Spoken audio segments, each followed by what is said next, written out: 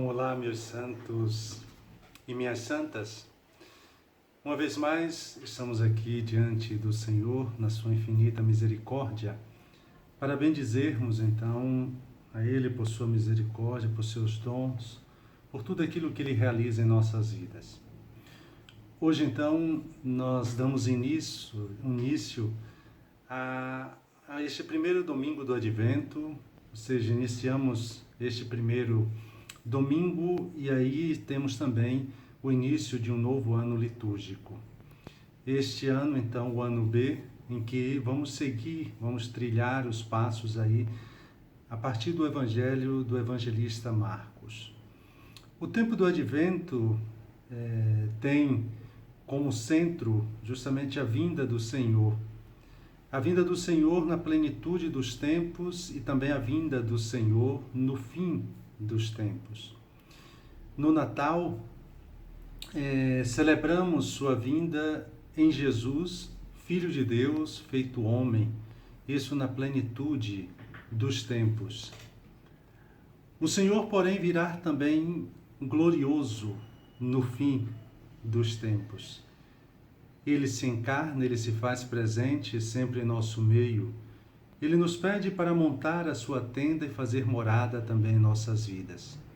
Por isso, o tempo do Advento, na verdade, nos ensina que Deus sempre vem e que é preciso também saber vê-lo, reconhecê-lo e acolhê-lo em todos os momentos e circunstâncias da vida. O Deus que vem a nós também nos convida a ir, ou seja, darmos um passo também para irmos ao seu encontro. Vejam vocês que o Evangelho de hoje nos mostra que antes da paixão de Jesus, Marcos apresenta um longo discurso escatológico de Jesus, ou seja,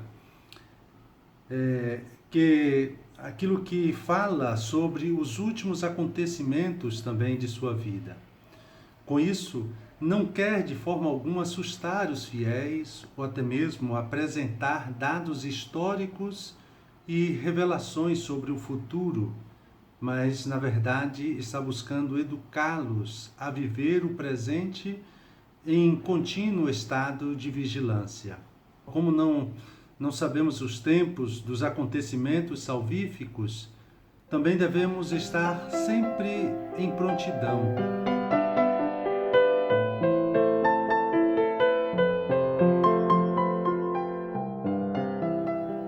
Não é o que Deus quer tomar de surpresa, não é que Deus quer nos tomar de surpresa, né? Ou mesmo desprevenidos, os seus escolhidos.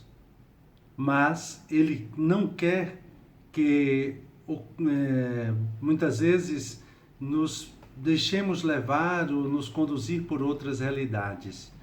Mas Ele não quer justamente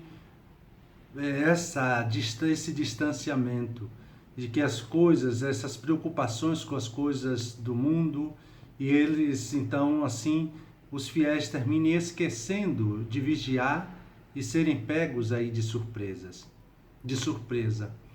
Estamos, então, iniciando este tempo do Advento, ou seja, que significa aquilo que há de vir, e é tempo de espera e também de esperança. E como profeta, nós também devemos reconhecer a nossa fragilidade e buscar a reconciliação com Deus. E ao mesmo tempo precisamos reconhecer a grandeza que quer nascer dentro de nós, nas nossas casas, na nossa comunidade, na nossa igreja e também no nosso mundo. É tempo de vigiar e também de esperar. Algo novo está para acontecer, mesmo nesses tempos difíceis, a nossa esperança deve estar sempre no Senhor.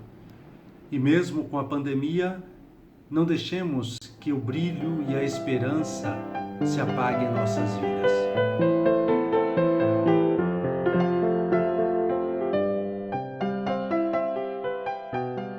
O Advento é um tempo particular em que o cristão é chamado justamente a refletir sobre a relação com a cotidianidade do próprio viver, sobre o fluir dos próprios dias alegres ou tristes, trabalhosos ou despreocupados, não porém a partir do próprio nascimento, mas do próprio fim, que coincidirá de um lado com a própria morte e do outro com o encontro também com Deus.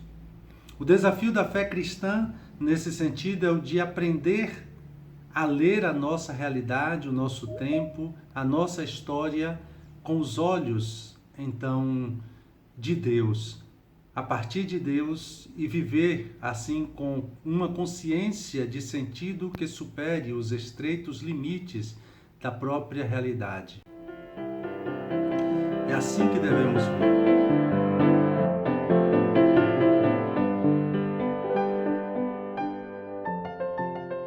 Então, como é possível tudo isso? Através da vigilância, como se lê no Evangelho de hoje. O que vos digo, digo a todos, vigiai. E o que significa então velar, vigiar, né? Colocar-se, como diria o Papa Francisco, na periferia do contingente, ou seja, do limite finito, precário. Ser conscientes, então, de que a realidade do cotidiano em que estamos imersos, por bonita ou feia que seja, não é o centro de nossa vida, nem o centro da nossa história. E, portanto, aprender a vê-la a partir do seu limite, do seu fim, dando-lhe assim o seu justo valor. Contar os nossos dias de modo a conhecer e chegar também ao coração da sabedoria. Isso recita o Salmo 90, o versículo 2, isso numa tradução mais literal e talvez mais fiel ao original hebraico. Esperança sempre e vigilância.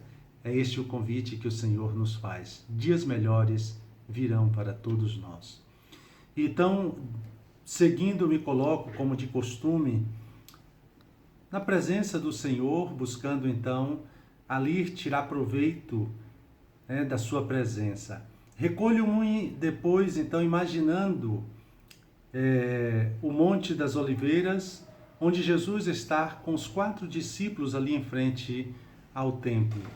E peço ao Senhor aquilo que quero, esperar nele, com vigilância e fidelidade, justamente ali no meu dia a dia, sabendo saborear a sua presença.